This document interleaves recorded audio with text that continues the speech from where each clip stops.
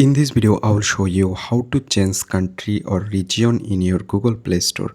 So let's begin our video. First of all, open your Play Store and then select on the top right hand corner your profile icon, and then you can find the option payment and subscriptions. Just select it.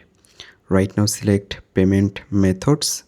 So here you can see, right now you can see there have an option more payment settings. Select it. So after that, on the top left hand corner, three lines, select it and then select settings. So here you can see I just select settings. Right now here you can find the option country or region. So just tap over it. So here you can see, and then select create new profile.